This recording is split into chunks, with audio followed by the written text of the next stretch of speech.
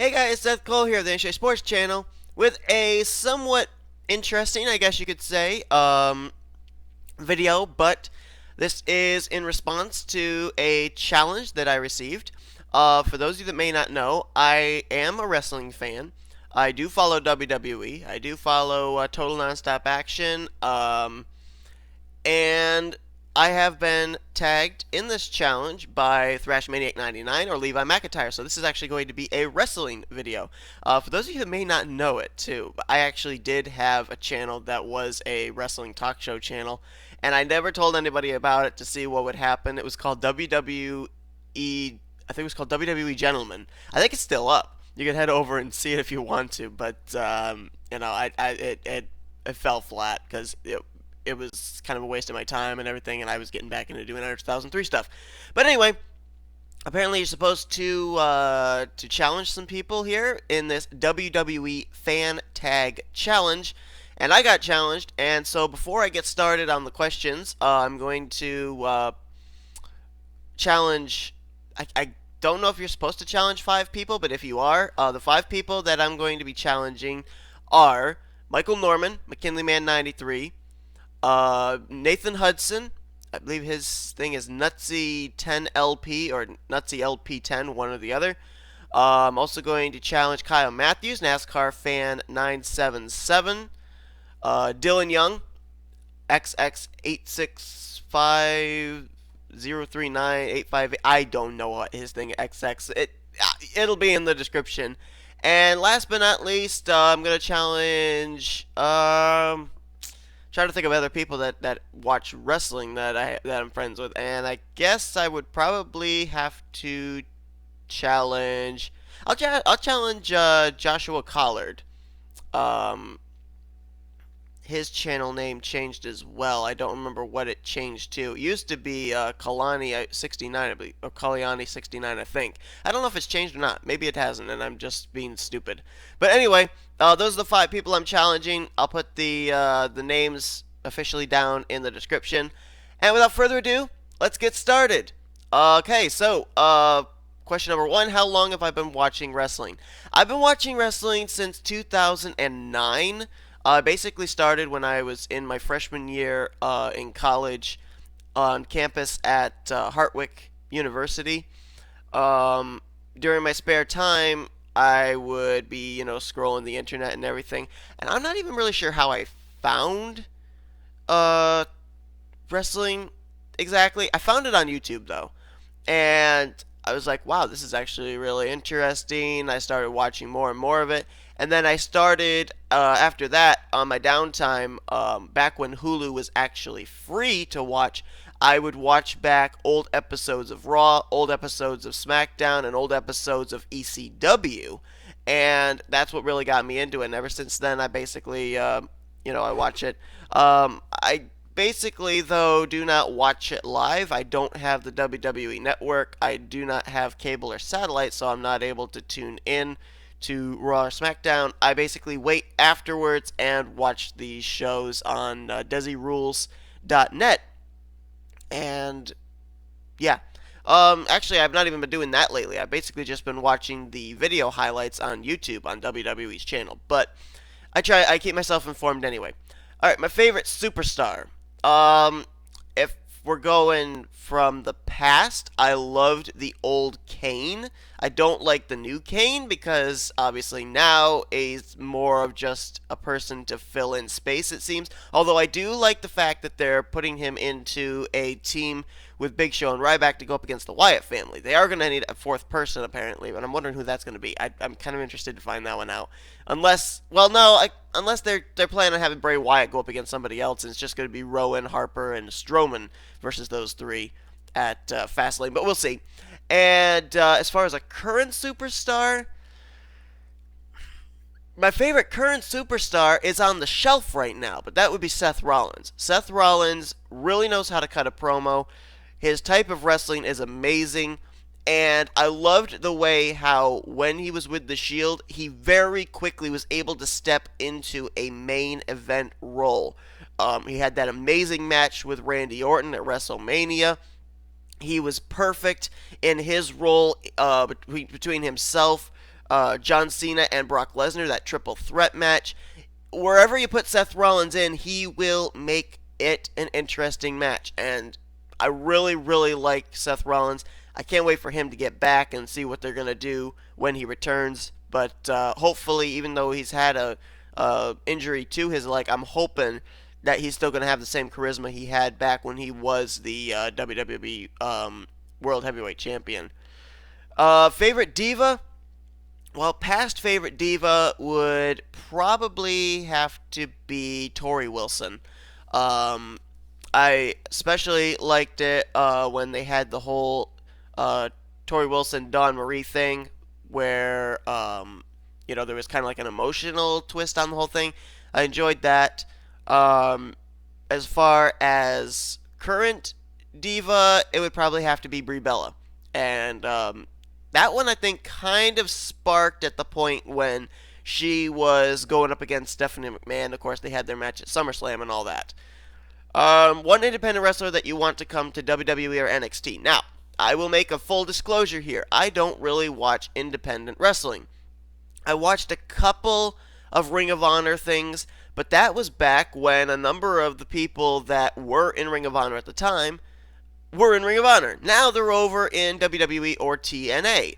To give you a perspective, Matt Hardy was in the Ring of Honor episodes that I watched, and now he's the champion over in TNA. So I'm going to actually take and twist the question a little bit so that way I can actually answer it. I'm going to say what wrestler from another organization would I like to see come to WWE or NXT, because we've already got AJ Styles, who moved over from Total Nonstop Action to WWE. We also ended up having James Storm come over to NXT, and I believe he's actually gone back to TNA because he and Bobby Roode have teamed up to form Beer Money. But if I was to pick a person from NXT to come over to WWE, there's one guy I'd like to see come over, and there's one feud I'd like to see happen between himself and whenever Seth Rollins returns, and that would be Ethan Carter III, who actually was a former wrestler in WWE as Derek Bateman, surprisingly enough. He was, I believe, in NXT. So I would love to see him come back. The likelihood of that is not good, though, because obviously Ethan Carter III is like the golden boy right now of TNA. But I would have liked to see him come back and see him go up in a feud against Seth Rollins, because the both of them are really good wrestlers. The both of them know how to sell a match, and they are both really, really good on the microphone. They would cut some amazing promos against each other. Alright, how many WrestleManias have you been to? If none, would you want to go back? Which would you want to go back and attend live? No, I've never actually been to a WrestleMania. Which one would I want to attend? Oh, boy. I'm not really sure I'd want to go to a WrestleMania, but if I were to go to one, I probably would want to go to... I probably would want to go to the WrestleMania, and I'm sorry, I'm bad with names. People are always saying WrestleMania this number, WrestleMania that number, and I'm like, which one is that? Tell me the match and I'll know which one you're talking about. But the one where Brock Lesnar defeated The Undertaker's streak, I would have loved to have been there in person and seen the faces, and actually would have loved to have seen my reaction to what happened. That actually would have been pretty cool. It was priceless, some of the expressions you saw on the cameras anyway, but still, just to be there and see people in utter disbelief, that would have been pretty cool. Next is the next NXT superstar you would want to see called up in 2016. Without a doubt, and I know they can't do it yet, but I would love to see Bayley come up to the NXT from the NXT roster to the main event WWE roster. The only problem is the Divas division right now is super, super clogged. What with what's going on with Sasha Banks and Becky Lynch, Charlotte and Brie Bella, you've got Naomi and Tamina with Team Bad thrown in there. It's very clogged up at the top, and now you've got this whole thing, I guess, with Paige and Natalya, but I guess that's more than not being moved over to Superstars, which I didn't even know was still going on. So you got this whole clogging up at the top, and it's not allowing a chance for someone like Bayley, who I believe is ready to come up to the main event roster, to be able to come up there. Now, who would she lose the title to is the big question. More than likely, I'm thinking she would probably lose the title to someone like maybe Alexa Bliss. I don't know. But I know that they're pushing with having Bayley down there to be their NXT Women's Champion, but I really would like to see Bayley come up to the top roster. As far as a male figure, I would probably be very interested to see Samoa Joe come up, because you've got AJ Styles, who is already up there from TNA. Well, Samoa Joe also from TNA. As a matter of fact, he and AJ Styles have had a couple of battles over there. What if they could actually bring Samoa Joe up to the main roster and then pit him and AJ Styles against each other in a WWE match? That would be very interesting, no doubt about that. Okay, Dream WrestleMania main event. Alright, so if we're talking about this year's WrestleMania, I would probably have to say the dream match that I would like to see would be a fatal 4-way matchup for the WWE World Heavyweight Championship. I would like to see Triple H still retain the title at Fastlane, quite honestly. Keep it till WrestleMania. I would like to see it be him, Dean Ambrose, Roman Reigns, with hopefully something that goes on between Roman Reigns and Dean Ambrose at Fastlane that causes the both of them to be at odds, and a returning Seth Rollins. That would be an unbelievable match. The three members of the former faction of the Shield versus Triple H. Because then you've got Seth Rollins having to choose between whether he's going to help Triple H keep the title or whether or not he's going to go for it himself. You've got the factor of surprise with Seth Rollins being in the match. All three of the other ones have to try and figure out what they're going to do.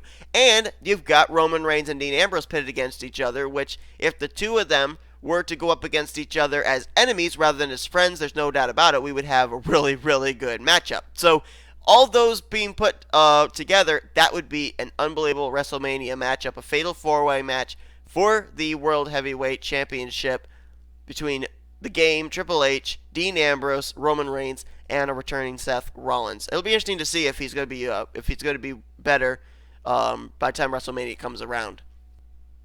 Favorite non-WWE promotion? Well, obviously that would be TNA, total non-stop action. Again, much like WWE, I basically watched the replay clips, but they've got some really good wrestlers over there. And the thing I like about TNA is they are not afraid to still have matches like Monsters Ball.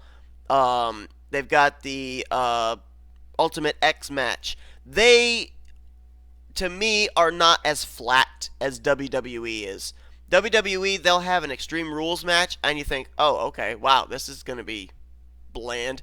Whereas they actually do have good matches still over in TNA, and they still keep a little bit of a ECW kind of aspect on it. So I definitely do like that in the fact of the matches that they'll have over in TNA as opposed to WWE. What is your favorite style of wrestling? Well, I do like the hardcore matchups and stuff, but there was one match that completely sold me on the Lucha Libre style of wrestling, the high-flying style of wrestling, and that was back when they had Adrian Neville, Kalisto, and Sin Cara all wrestling together as a team.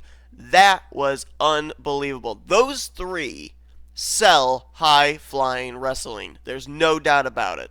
They are, to me, one of the best high-flying trios I have seen in a super long time. I know people will say the Hardy Boys back in the Attitude Era, they were the high flyers and everything. I don't see them even challenging these three at this current point in time. These three are amazing. Neville, it was an absolute perfect fit for WWE with his kind of wrestling and everything. And this is just throwing it out there, But I know he wouldn't come back. What with all the stuff that happened with Trish Stratus, blah blah blah. But if John Morrison ever came back, I could see him and Adrian Neville both being an unbelievable high flying tag team. But I digress. Not the case. I don't even know where John Morrison is right now, to tell you the truth. I wish he would come back to WWE, but I know he won't. How many wrestling shows have you attended? Zero. None. Anything that I've seen of wrestling, I've seen from YouTube or from other videos on the internet. I do not ever really intend to go to a wrestling event, basically because to me, you see more on television than you do being at a live event, I would think. And aside from that, the closest that a wrestling, not pay-per-view, but obviously a wrestling show would come to us would probably be Albany, and I don't really want to travel that far. I did, however, I will say this, I did drive by a live event, a show. They had SmackDown down in, I believe it was Wilkes-Barre, Pennsylvania, and I drove by the arena, and it was packed. I drove by the arena where they had it. The funny thing was I was the only one that knew what was going on. Everybody's like, "Oh my goodness, they're packed up there," and I'm seeing they're showing SmackDown tonight, and I'm thinking, yeah, I think I know what's going on. They had no clue. Next thing, what pay-per-view do you want WWE to bring back? Well, I think probably there are two that I would like to see back. One of them would be King of the Ring. The King of the Ring tournament would be great. But I think that I would also like to see the Elimination Chamber come back. I don't think the Elimination Chamber is going on anymore. I think that actually ended back in, what was it, 2014, 2013? They haven't brought it back since. I would like to see the Elimination Chamber for sure. That would be great. Will we ever have an NXT TakeOver, Raw, SmackDown, or a pay-per-view? I'm not certain what that means. Oh! I get it. Okay, I'm stupid. I'm sorry. I didn't see there was no comma between TakeOver and Raw. So NXT TakeOver Raw, NXT TakeOver SmackDown, or NXT TakeOver Pay-Per-View. Got it. Okay, I figured it out. Well, I mean, if they're thinking something like what the Nexus did, yeah, I can see that definitely maybe happening. If they were to do it, I see it happening more than likely on a Monday Night Raw. It just seems like Monday Night Raw is the place for the storylines, and that is where it would take place. With what they've got going on with feuds right now, I don't think doing it at a pay-per-view would be such a good idea. But definitely, I could see an NXT TakeOver on Monday Night Raw. SmackDown, to me, SmackDown is the place where people settle out their problems from Monday Night Raw, but there's not really any storylines that are built or really end on SmackDown. They just continue on. It's just a kind of a stepping stone to get to the next part of the plot, the next part of the rivalry. So, to me, SmackDown is just a show that's there to continue something on, but it really doesn't put any twists or turns on anything. I mean, they're trying to up it by the fact that Monday Night Raw, Chris Jericho says, "I'll let you know on SmackDown whether or not I'm going to wrestle you a third time, AJ Styles, at Fastlane." Well, we know what the answer is going to be. Why did you have to wait till SmackDown? It's not going to make any bit of difference. Anyway, next question is, will Daniel Bryan wrestle another match in WWE? No. I don't see him in any way pulling the Shawn Michaels and coming out of retirement for one more match. I don't see that happening at all. I mean, Shawn Michaels, his injury was to his back, and so with a back problem, you know how much you can take. Daniel Bryan's was with his neck, and I don't see him risking it at all. With the type of wrestling that Daniel Bryan used to do, the kind of high-flying wrestling that he used to do, there's no need of taking the risk. And if Daniel Bryan was to come back for one more match, and this is theoretically because I don't believe he would, but if he were to come back for one more match, it would be an entirely different type of wrestling we'd see from Daniel Bryan, and it would not be the same. There would be no point to it. So no, I think Daniel Bryan is done. He is not going to come back. They gave him the same kind of send-off that they gave Edge. Edge also having an injury to his neck. He's not come back. Do I think Daniel Bryan will make appearances? Of course he will. Daniel Bryan will be back in WWE to maybe be on like a panel. He'll come back and maybe do something like Edge has done, like Edge going up against with a New Day. You know, maybe Daniel Bryan will have a talk show like Miz TV or something, or the highlight reel. Although I'm not really sure if we could handle 3 talk shows on WWE right now, but. Anyway, and then we've had the Cutting Edge on there at one point too. Do you consider TNA as the number 2 or another promotion? Yeah, I think TNA to me is number 2.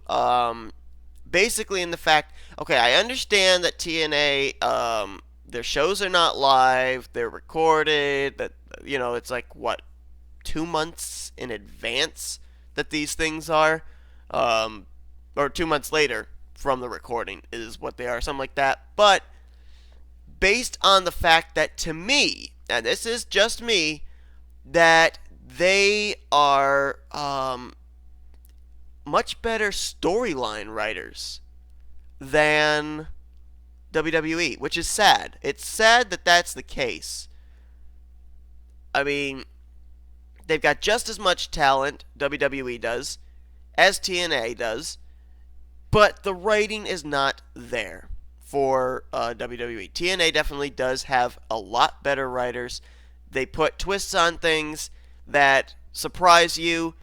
It's sad that now in WWE, people are able to predict. I was watching David Rivera, Fort Minor Project's live stream last night, his Fastlane live stream, and it said people were like, "Yep, we know who's going to win." What's your prediction? Well, it's obviously going to be this person. And, it's been this way for a number of the pay-per-views. We know who's going to win. We knew that Triple H was going to win the Royal Rumble. It's sad now that we can predict what's going to happen. TNA, not nearly as much of the case. Did not expect the Matt Hardy heel turn. That was a terrific piece of writing. That's the problem. If they took TNA's writers and brought them over to WWE, we would have much better shows. There's no doubt in my mind about that. But it is what it is. Dream WrestleMania location, pretty much I wouldn't care because of the fact that I probably wouldn't go to it. But as far as a place they could go to, they were able to put a football field in Bristol Motor Speedway. Why not a wrestling thing? Although I don't think that it would hold nearly enough people for a WrestleMania, to be honest with you. But you never know. Favorite WWE Mattel figure that you own? I don't actually own any figures of any kind. I don't own anything to do with wrestling of any kind.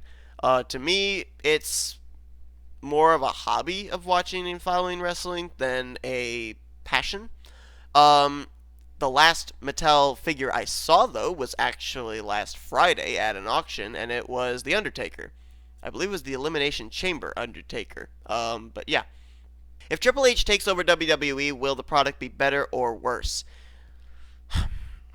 I don't think it's going to make much of a difference. I mean, I know that with Vince McMahon running WWE and everything, a lot of people have had qualms about it.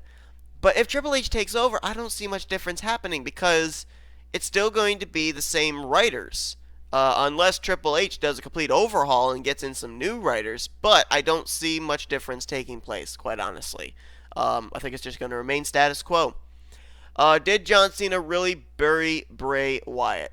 No, not really. No, I don't see that at all. I mean, Bray Wyatt, he's not going to go away. He's really good on the microphone. I don't see anybody, quite honestly, burying Bray Wyatt. A number of people have tried, and it's not worked. So, no. How many years does John Cena have left? I think Cena still has a good number of years left. I can see John Cena wrestling for another 5 to 7 years at least. In main event matches, maybe not. But, I mean, back when he was doing the U.S. Open Challenge, if he challenges the younger talent, like that appearance by Sami Zayn, that kind of a thing, I could definitely see him taking on the trainer kind of role where he's helping the younger talent to get used to what it's like to wrestling in a main event match, or in Monday Night Raw or SmackDown, whichever the case. Um, I could definitely see him taking on that role as far as a main eventer. I don't see him really stepping into that role down the road. He's just going to have to, unfortunately, take a bit of a back seat, which he's already pretty much doing. They tried to bring out that feud with him, and I think it was with Alberto Del Rio, and then he got injured. But that was kind of a backdrop to the whole thing that's been going on with Roman Reigns, Dean Ambrose, Triple H, that whole thing going on there. And I even think if John Cena comes back, he's going to take a backseat to AJ Styles, whether his feud is still going to be with Chris Jericho at the time or whoever he ends up having his feud with. Final one, who is the future of the WWE? I think the future still is Seth Rollins. I know that they're pushing Dean Ambrose. I know they're pushing Roman Reigns. But I think Seth Rollins still is the future. He's got all the tools that's necessary.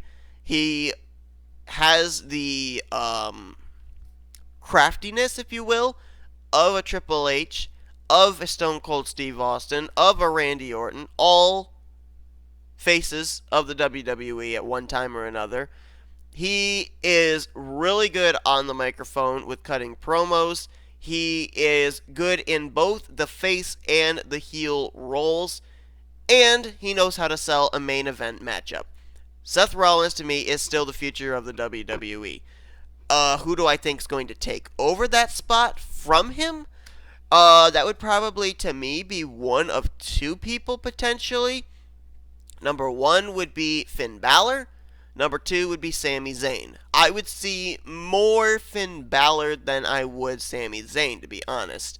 And it'll be interesting to see when Finn Balor comes up to the main roster. I think he's injured right now. Don't know if it's an ankle injury or it's something to do with the lower leg region, I believe.